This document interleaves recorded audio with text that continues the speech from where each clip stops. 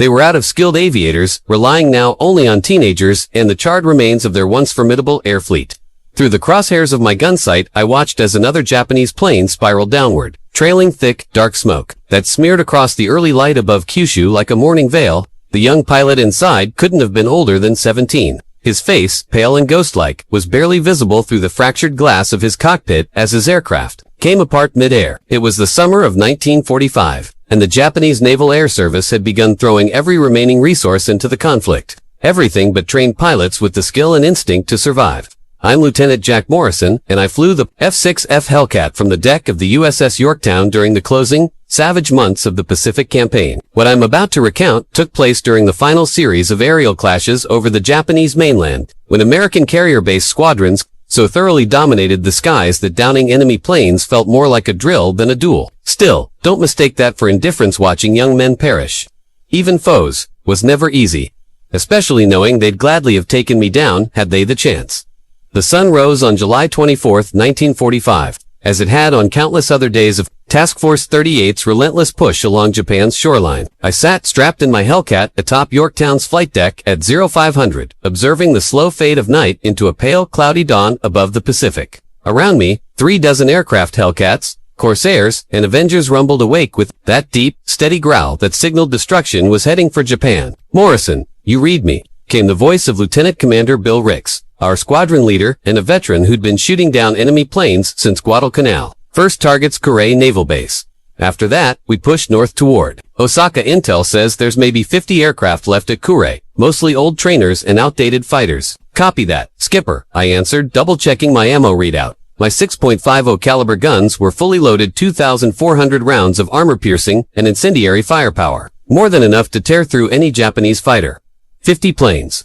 That's the same estimate we've been hearing for weeks. Ricks gave a dry laugh through the radio. Could be, but Tokyo Rose keeps bragging about miracle weapons that'll send us packing. Maybe they've got something up their sleeve. At 5:30 sharp, the signal came from the bridge time to launch. The Yorktown turned into the wind, and one by one, our aircraft roared off the deck into the dim light. My Hellcat climbed steadily, joining the rest of our strike formation 144 aircraft from 4 carriers, a force stronger than the air force of many nations. Below, the Pacific stretched on toward the Japanese mainland, where 4 years of bitter fighting had finally reached the heart of the empire. From above, the devastation was plain to see. Cities scarred black from firebombing, harbors cluttered with the hulks of sunken vessels, but it was the silence, the lack of resistance, that struck me hardest.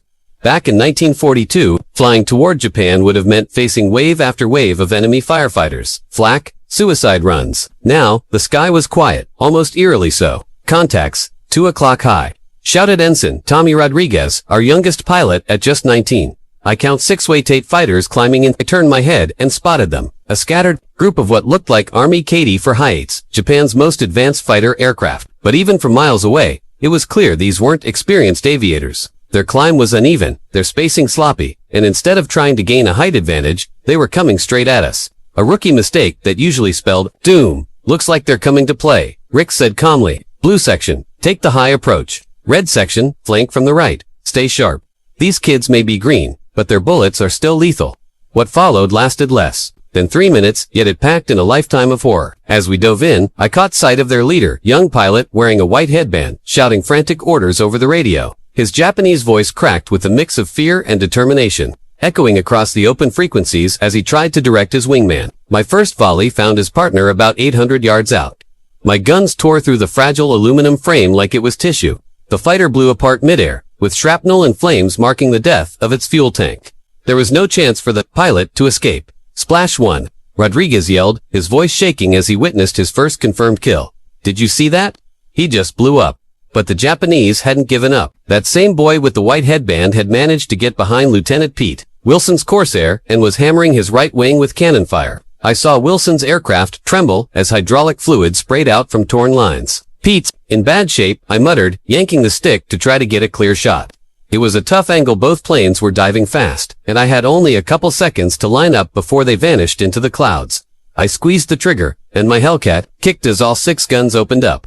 Tracer rounds zipped through the air, and at first, I thought I'd missed. Then the enemy plane started venting white coolant. I'd hit something critical. That young pilot fought to keep control, but his engine was dying fast. The plane began to wobble and slow, struggling to stay aloft. just 500 feet from the ground. His engine gave out completely. What happened next has haunted me for nearly 8 decades. Instead of crash landing, he aimed his aircraft at what seemed to be a military site below, diving with the intent to sacrifice himself for his country. He never made it. Wilson, despite his damaged Corsair, looped around and fired a long burst. Into the descending plane, the Japanese fighter broke apart just before it could reach the target, smashing into a deserted field in a burst of flames and debris. "Nice save, Pete," I radioed. "How's the bird holding up?" "She'll get me home," he replied, focused and calm, though clearly shaken. "But I'm not risking it anymore today. I'm heading back." The fight ended by 6:30 a.m. 8 Japanese aircraft had risen to confront our force of 144. And all 8 had been shot down. Not a single one of ours was lost. As we regrouped and pressed on toward the Kure naval base, I couldn't stop thinking about that lead pilot, the brave kid who tried to turn his death into something meaningful. Half a year earlier, he might have flown alongside seasoned veterans, men who could have taught him how to stay alive long enough to become a threat. But those instructors had all been killed in the Marianas, the Philippines, and 100 other deadly clashes across the Pacific. Now, the only pilots left were teenagers with barely 50 hours of experience, flying outdated aircraft with no fuel for proper training and no ammo for real practice. Kure Naval Base unfolded beneath us in the morning sun, like a detailed model. Every hangar, every runway, perfectly visible from above. What used to be the pride and strength of Japan's naval power battleships, carriers, and cruisers now sat lifeless and battered, many already marked by previous attacks. The carrier, Amagi, had capsized in shallow waters, her flight deck twisted and broken. The battleship Haruna, once a dominating force across the Pacific, rested with her rear half sunk deep and her front guns barely above water. "Plenty of targets," Rix noted with a cold edge. "Let's wrap this up." Our Avenger bombers led the assault, dropping heavy ordnance aimed squarely at the remaining ships. I watched one explosive hit a cruiser near the front, the force of it lifting the bow out of the sea before it came crashing back down in a massive splash. Smoke billowed from her ruptured hull, while blasts inside continued to rattle the frame. What really caught my eye, though, were the scattered aircraft on Kure's airfields, maybe 20 in all, most of them old trainers and worn-out fighters thrown together from leftover parts. Some still had shiny, unpainted metal skins, clearly fresh off the assembly line. Others were so patched and weathered they looked barely held together. "Looks like they're trying to get some airborne," Rodriguez said, pointing toward the strip where a few Japanese planes were lining up to take off. "Should we let M lift off or hit M while they're sitting?" It was a tough call. Blowing them up on the runway was smart, no risk to SBIT. Felt like shooting defenseless targets. Even if they had little training, these enemy pilots deserved to go down fighting rather than burn before ever leaving the ground. "Let them take off," Rix decided. "If they're willing to get up here with us, we'll meet them in the sky." 3 planes managed to leave the ground. Before we moved in, 2 of them were more KD-4s, Japan's last-ditch modern fighter, while the third looked like an ancient Ki-43 Hayabusa, outdated. It belonged more in a museum than a warzo. The Ki-43 still had fixed gear and an open cockpit, a relic of a bygone era. Strangely, its pilot flew with more finesse than the others, staying low and trying to force our planes into tight turns where his more agile fighter might give him an edge. But all the skill in the world couldn't make up for outdated equipment by that point in the war. Rodriguez, hungry for another tally, swooped down on the Hayabusa from above. What happened next was no dogfight, it was an execution.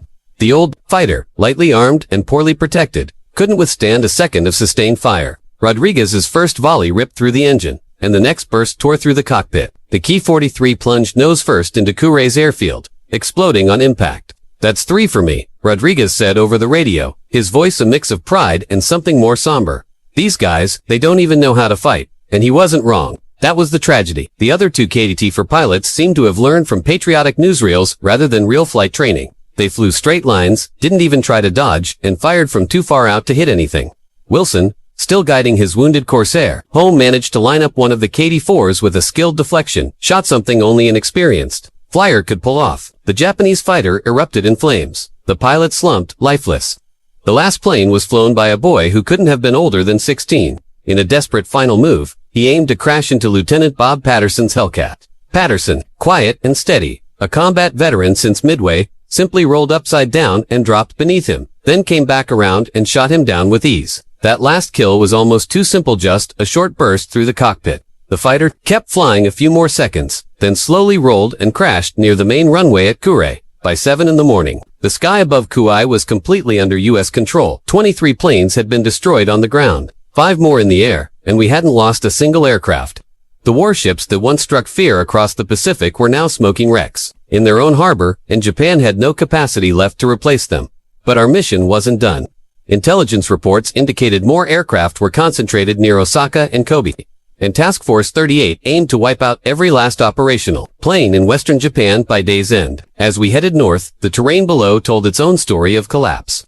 Cities that once held millions were now grids of ash and ruins, clear evidence of the devastating B-29 bombings. Roads, train lines, and bridges showed the scars of months of relentless strikes. Most revealing of all were the airfields, empty, neglected, many clearly abandoned. Itami airfield straight ahead. Rix called out, "Looks like they've still got some activity down there." Itami had been a key training base for Army pilots, but now resembled more of a scrapyard. Dozens of aircraft were scattered across the field in various states of disrepair. Some had no wings, others lacked engines, and many had clearly been stripped for parts. But there were still planes that looked capable of flight.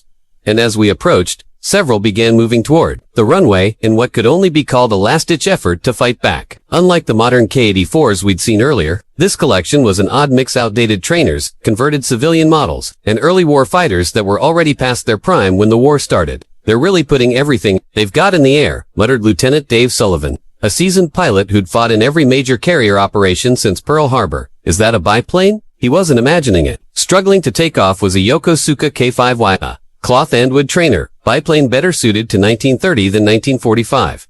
The man flying it was likely an old instructor, roped into combat and doing everything he could to coax the fragile aircraft into the sky. All around him, other outdated fighters managed to lift off one by one. 12 enemy aircraft got airborne before we reached them. 12 pilots, most barely trained, flying machines hopelessly outmatched and outnumbered. What followed wasn't a battle, it was a cleanup operation. The biplane never stood a chance. Rodriguez, maybe feeling uneasy about the ease of his earlier kills, slowed his plane and approached from the front to give the man a fighting chance. But even flying conservatively, his Hellcat was too fast and too lethal. His first volley ripped through the wings and frame, and the old plane collapsed in midair. I saw the pilot, an older man with a weary face, struggle to land what was left of his disintegrating machine. He nearly pulled it off. The biplane hit the field's edge, bounced once, and then flipped into a ditch, bursting into flames. The rest of the Japanese planes managed to stay in the air, only a little longer, but not by much. Most of them were flying outdated models that hadn't been effective since the early days of the war. There were old K-27 Nadies, F-5M Clouds, and a handful of battered K-43 Hayabusas that looked like they'd been dragged out of mothballs for one last attempt at resistance. The pilots showed a wide range of ability. Some flew straight into our gunfire, clearly lacking any combat experience, while others still retained traces of real skill. One of them, flying a weathered K-43 marked with faded insignia from a one-fighter squadron, gave us the closest thing to an actual fight we'd faced all day. He stayed low, used the terrain to hide his movements, and managed to close in on Lieutenant Patterson's Hellcat without being noticed. His first round of cannon fire was accurate and might have caused real damage to a less durable plane, but Patterson's machine took the hits with little impact.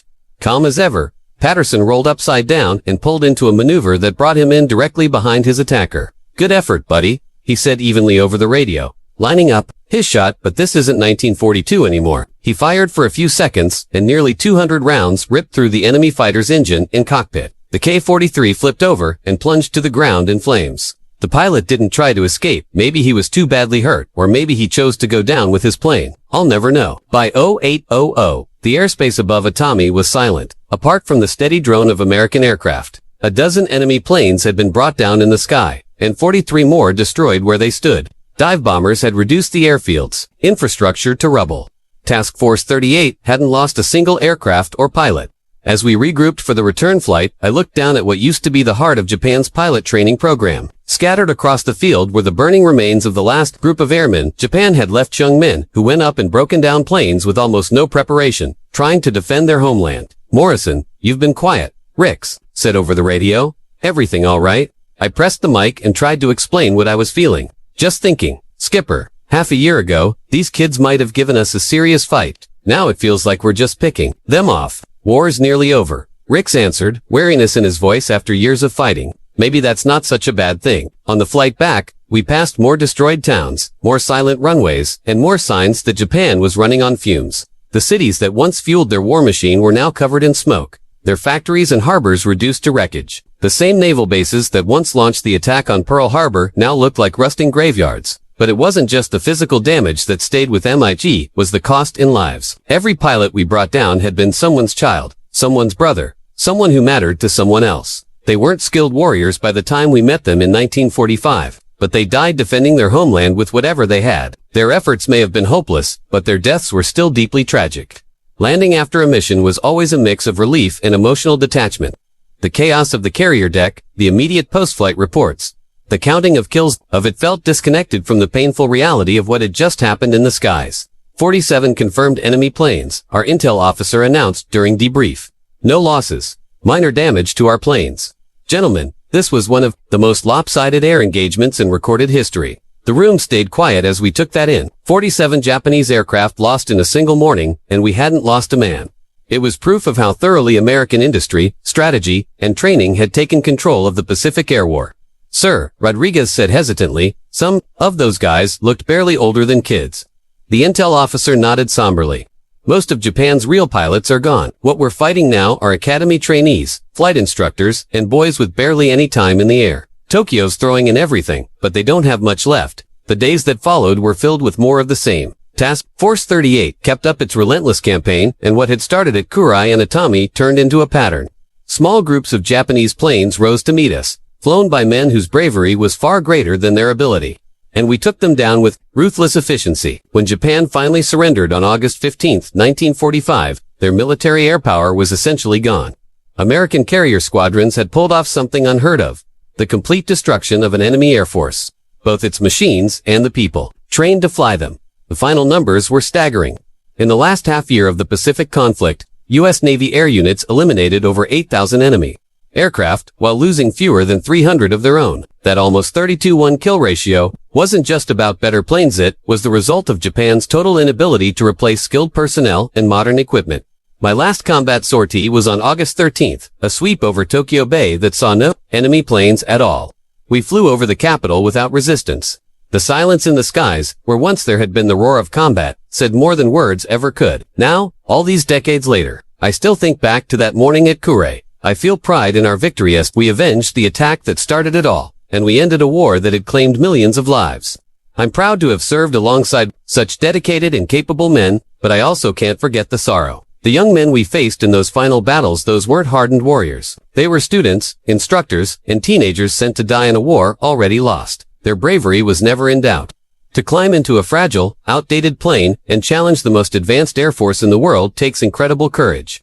But courage alone doesn't win battles. Without proper training, without reliable machines, without a realistic chance, all that bravery led only to disaster. That's what we saw again and again in 1945.